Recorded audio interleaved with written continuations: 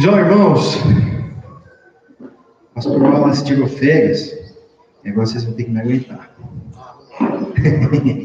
Mas eu vou tentar ser rápido. Eu aprendi com um professor meu que um sermão curto, ele nunca é totalmente ruim, porque pelo menos ele foi curto. Então eu vou tentar ser breve aqui com vocês, tá? Quando vocês ouvem os nomes Hiroshima e Nagasaki, qual é a primeira coisa que vem à mente de vocês? Bomba. No exterior, se você falar sobre o Brasil, a primeira coisa que eles vão dizer é o país do futebol, do samba, do carnaval. Assim são as associações que as pessoas fazem a determinadas coisas, lugares, por causa da marca que elas carregam consigo. E a pergunta dessa manhã é: quais são as marcas da Igreja de Cristo? Quando as pessoas lá fora ouvirem Igreja Batista Base, o que é que você deseja que venha à mente delas? Vamos ler lá em Atos, no livro de Atos, capítulo 4. Nós vamos ler os versículos 32 a 35. Atos, capítulo 4, 32 a 35. Só uma perguntinha aqui. Quem é o autor do livro de Atos? Hã? Não. Não. Mais um pouquinho. Lucas é o autor do livro de Atos, tá? Então vamos lá. Versículo 32. Da multidão dos que creram, era um o coração e a alma. Ninguém considerava exclusivamente sua nenhuma das coisas que possuía. Tudo, porém, lhes era comum.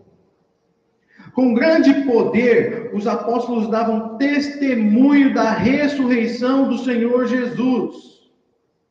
E em todos eles havia abundante graça, pois nenhum necessitado havia entre eles, porquanto os que possuíam terras ou casas, vendendo-as, traziam os valores correspondentes e depositavam aos pés dos apóstolos. Então se distribuía a qualquer um, à medida que alguém tinha necessidade. Nós vamos aprender nesse texto que a autêntica Igreja de Cristo, ela é marcada por seu profundo amor a Deus e por seu amor ao próximo. Essas são as marcas da Igreja de Cristo.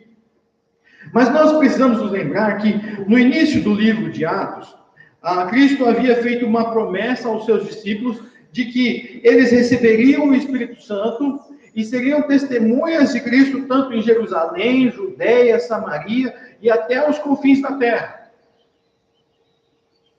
Essa promessa então se cumpre, Jesus é elevado aos céus e os discípulos vivem a experiência da descida do Espírito Santo.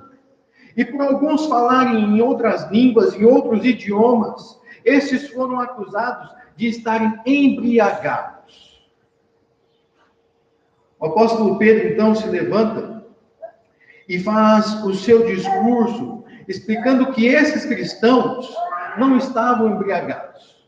Mas o que estava acontecendo era o cumprimento da profecia de Joel.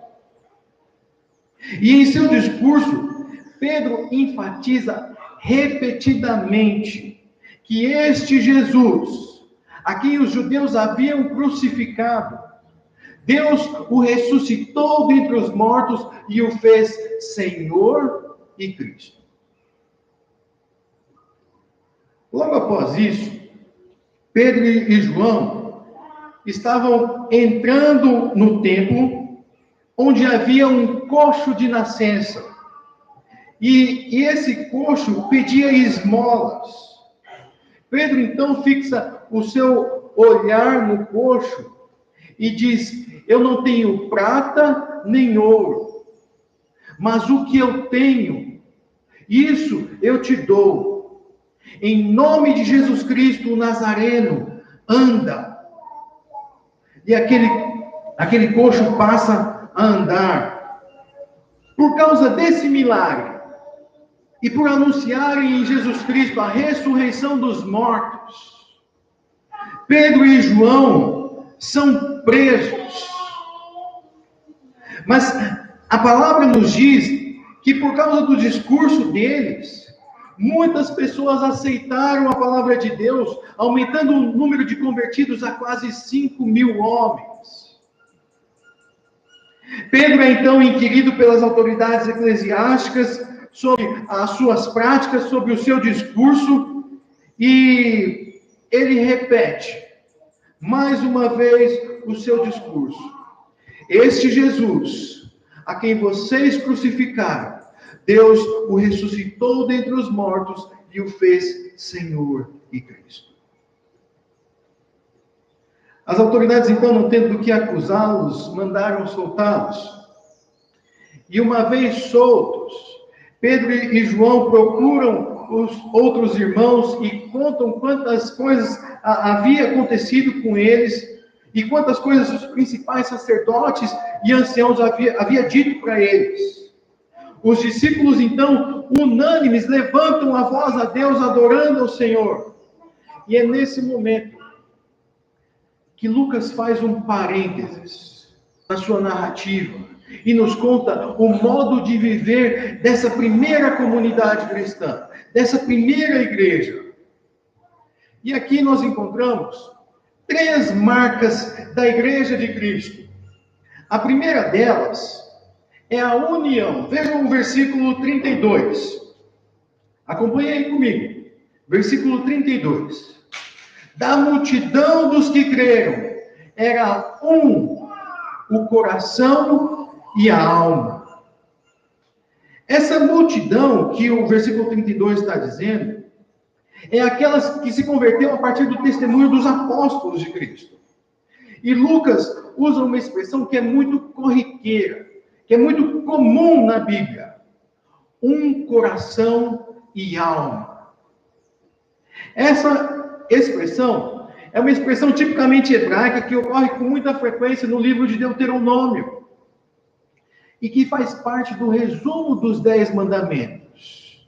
Amarás, pois, o Senhor teu Deus de todo o teu coração e de toda a tua alma.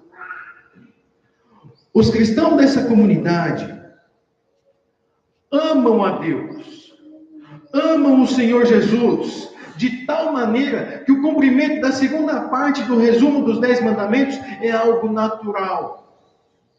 Amarás, pois, o teu próximo como a ti mesmo. Alguns falsos mestres têm ensinado hoje em dia que para você amar o seu próximo, você precisa se amar. Queridos, isso é mais uma das grandes mentiras de Satanás. O nosso problema não é que nós nos amamos de menos. O nosso problema é que nós nos amamos demais. Nós teremos sempre a melhor parte, o melhor pedaço, a melhor roupa, o melhor carro. Nós teremos sempre o melhor para nós. Nós queremos tanto o nosso bem-estar, que nós somos capazes de passar por cima de Deus para nos satisfazer.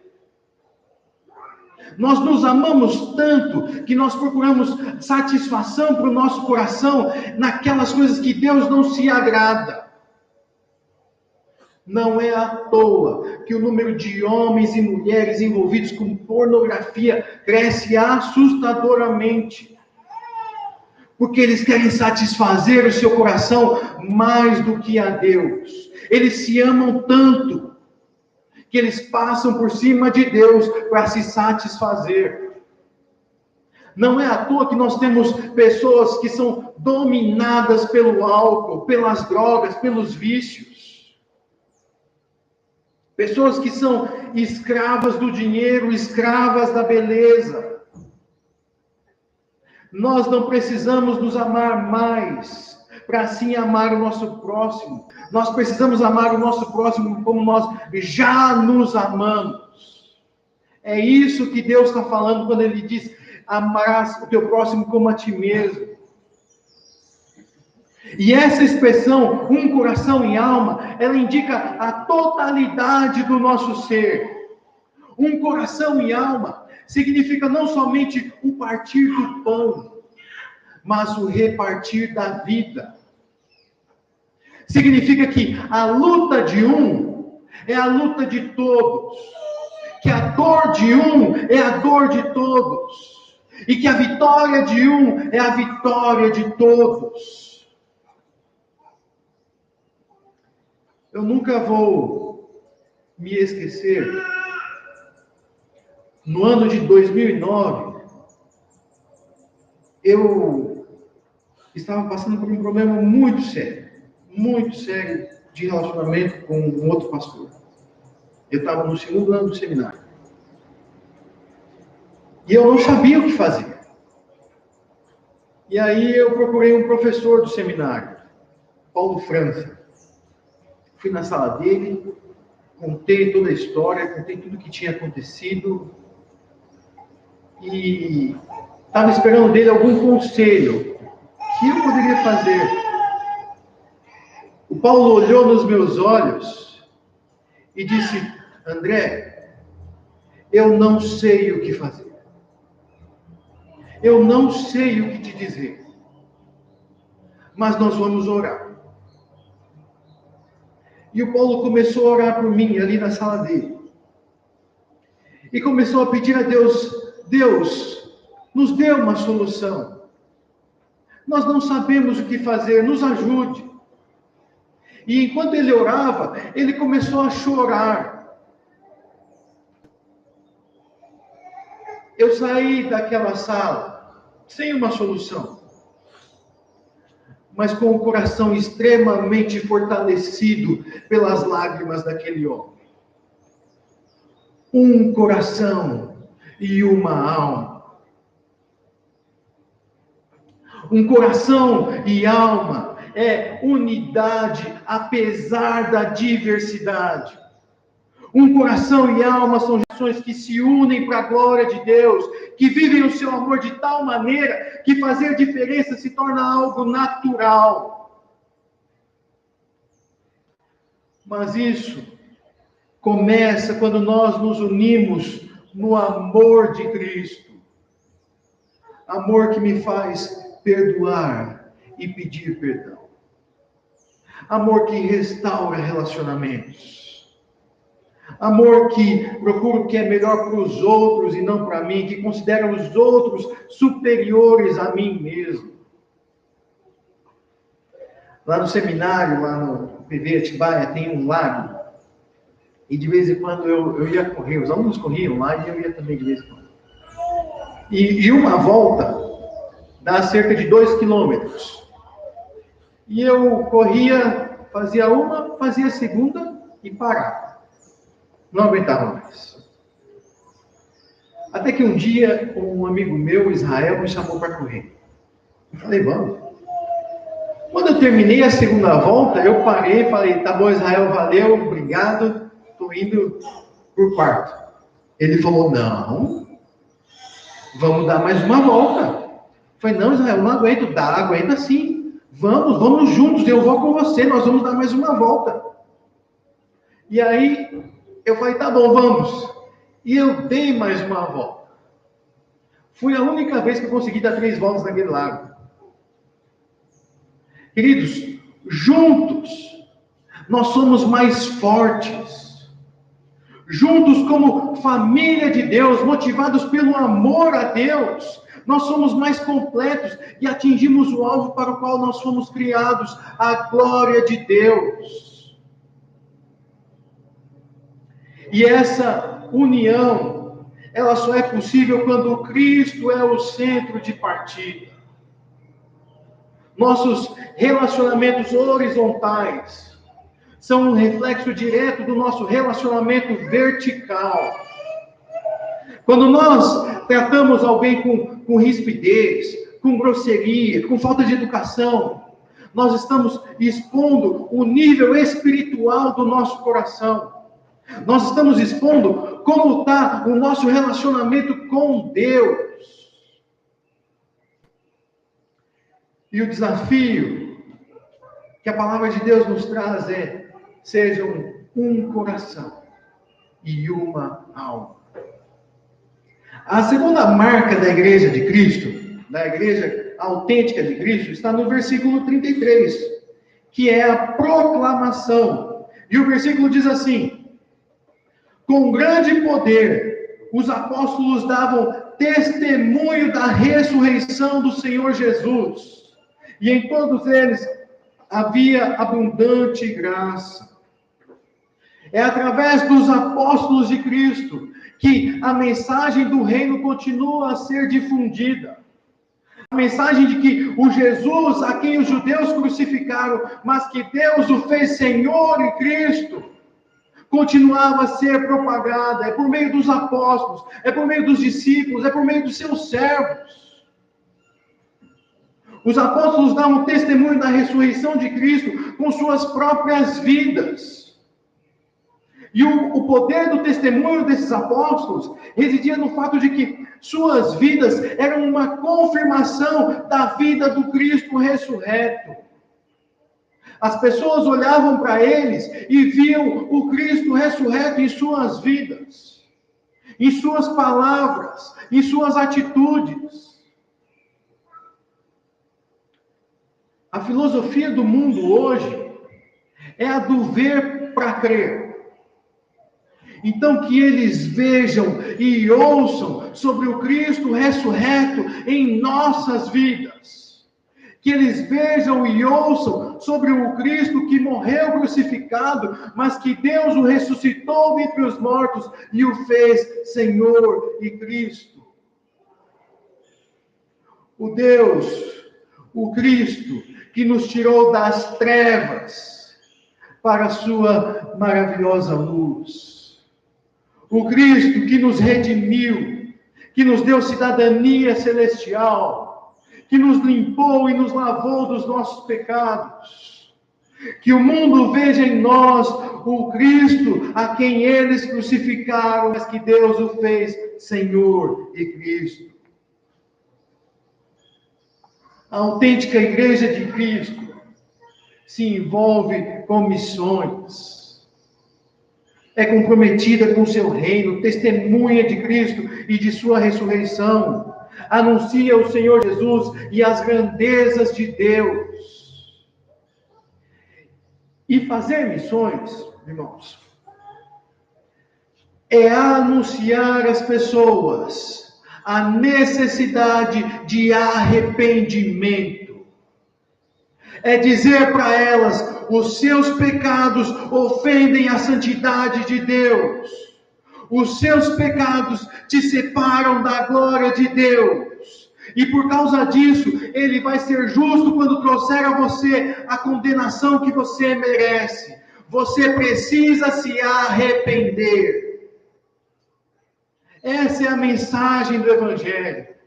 Fazer missões é anunciar que eles precisam se arrepender de seus pecados. Abra sua Bíblia em Atos 26, versículo 19. Vamos ler esse versículo. Atos 26, versículo 19. Atos 26, 19 diz assim: pelo que, ó rei Agripa, não fui desobediente à visão celestial, mas anunciei primeiramente aos de Damasco e em Jerusalém, por toda a região da Judéia, e aos gentios que se arrependessem e se convertessem a Deus, praticando obras dignas de arrependimento. Abra ainda, lá em Lucas, no Evangelho de Lucas, capítulo 24, versículo 46. Lucas 24, 46. Diz assim: e lhes disse: assim está escrito, que o Cristo havia de padecer e ressuscitar dentre os mortos no terceiro dia, e que em seu nome se pregasse arrependimento para remissão de pecados a todas as nações, começando de Jerusalém. Proclamação é uma marca da Igreja de Cristo. A Igreja de Cristo deve anunciar a todas as nações: vocês precisam se arrepender. Entregar cesta básica, dar sopão de madrugada, tirar piolho de indigente, tudo isso é muito bonito, mas isso não é missões. Se a doutrina bíblica da salvação, que é encontrada somente em Cristo, em sua morte expiatória e substitutiva, que são suficientes para a nossa justificação, se isso não for pregado, a fé em Cristo e sua obra não for proposta, o Evangelho não foi pregado. Entenda, eu não estou dizendo que nós não devemos fazer essas coisas. Eu estou dizendo que só isso não é suficiente. Se for só isso, os espíritas dão show na gente. Fazem muito mais. Nós podemos fazer isso? Podemos. Mas isso somente não é suficiente. Nós precisamos dizer para as pessoas: vocês precisam se arrepender dos seus pecados. Vocês precisam pedir a Cristo: por favor, me perdoe. A autêntica Igreja de Cristo é cheia do Espírito Santo. E ser cheia do Espírito Santo não é o quanto eu tenho do Espírito Santo, mas é o quanto Ele tem de mim. É o quanto eu me permito ser enchido pelo Espírito de Deus. É o quanto eu me permito que Ele me domine. Que Ele domine os meus pensamentos, os meus sentimentos, as minhas reações. Ser cheio do Espírito Santo não é falar em línguas. Não é cair para trás em êxtase. Não é perder os sentidos. Mas é uma submissão em obediência à palavra de Deus. Isso é ser cheio do Espírito. Quem é cheio do Espírito de Deus produz fruto que é próprio do Espírito. Mas quem é cheio de si não pode produzir outra coisa senão o fruto da carne. O nosso problema é que o nosso eu ainda grita. E nós precisamos fazer morrer a nossa natureza terrena.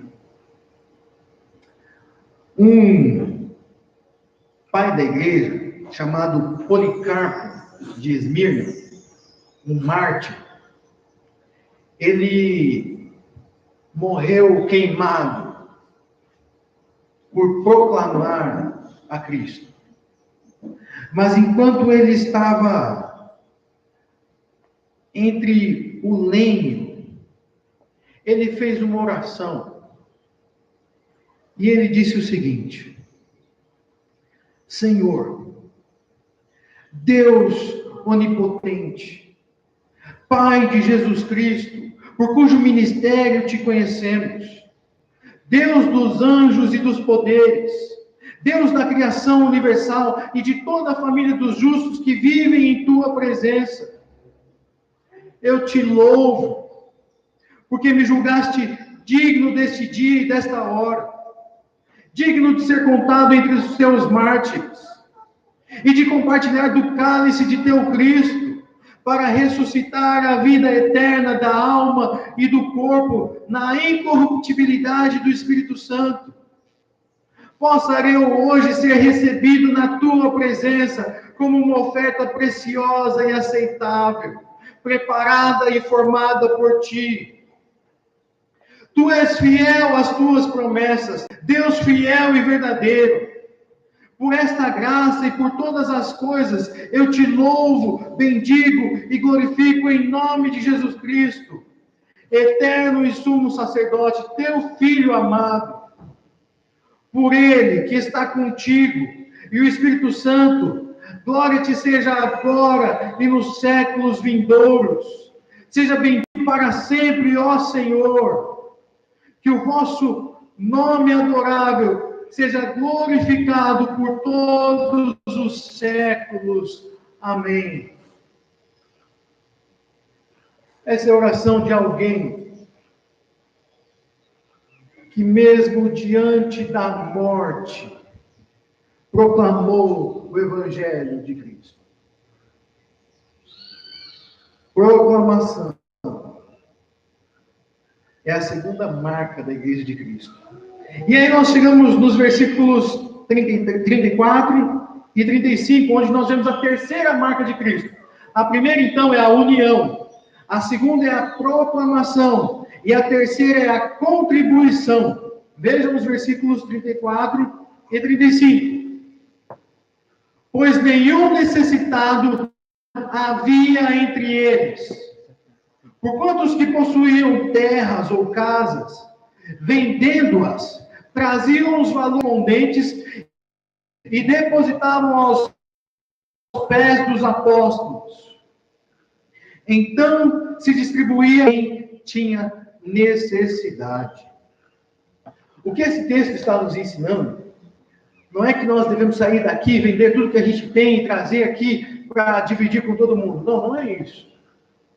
Esse texto está nos ensinando é que o amor que nós devemos ter é um amor que se importa pelo nosso próximo.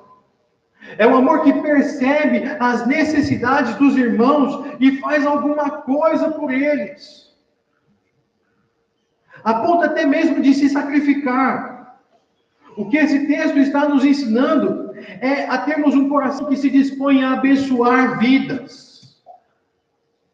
É o amor sacrificial, é o amor altruísta, é o amor outrocêntrico.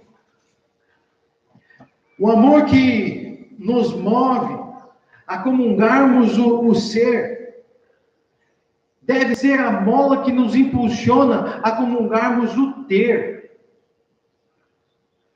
Nós precisamos aprender a desenvolver um coração sensível às necessidades das pessoas, um coração que valoriza aquilo pelo qual Cristo entregou a sua vida. A correria do dia a dia, as pressões sociais, não podem tornar os nossos corações insensíveis. As lutas diárias deste mundo não podem nos fazer valorizar mais as coisas do que as pessoas.